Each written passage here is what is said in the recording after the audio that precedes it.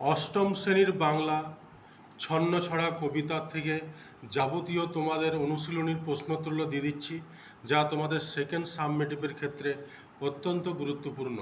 দেখো, প্রশ্নোত্তর তো প্রচুর আছে, তাই আমি তোমাদের ভিডিওটা দেখাবো, মৌখিক পাঠ করব না, কারণ ভিডিওটা নাহলে অনেক বড় হয়ে যাবে। তোমরা স্ক্রিনশট নিয়ে নেবে উত্তরগুলো, ঠিক আছে?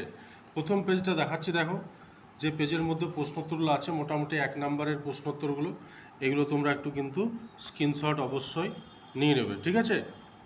এরপর আমি পরের পেজে চলে যাচ্ছি। পরের পেজেও প্রশ্নোত্তরগুলো আছে, ঠিক আছে? এখানে কিছু শর্ট কোশ্চেন আছে, দেখো উপরে শর্ট কোশ্চেনগুলো স্ক্রিনশট নিয়ে নেবে। তোমাদের ভিডিওটা ভালো করে দেখিয়ে দিচ্ছি, ঠিক আছে?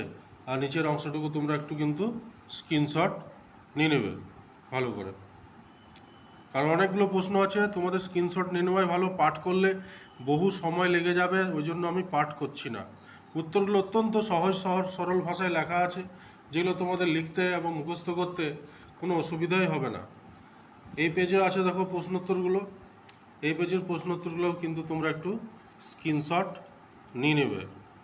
তোমাদের উত্তরটা আমি ভালোভাবে দেখিয়ে দিচ্ছি, এইখান থেকে তোমরা অবশ্যই স্ক্রিনশট নিয়ে খাতায় ভালোভাবে প্রশ্নোত্তরগুলো তুলে নেবে।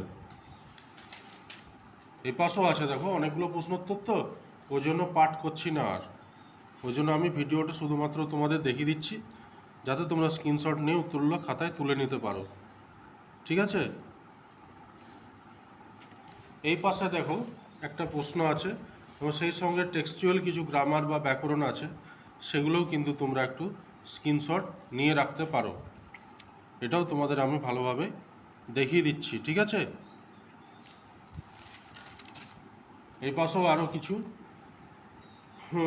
ব্যাকরণ আছে আর কি, টেক্সচুয়াল কিছু ব্যাকরণ, এগুলোও তোমরা একটু স্ক্রিনশট নিয়ে নেবে। মৌখিক পাঠ আর করলাম না, কারণ অনেকগুলো প্রশ্নোত্তর এখানে দেওয়া আছে, তার জন্য আমি তোমাদের ভিডিওটা শুধুমাত্র দেখিয়ে দিলাম।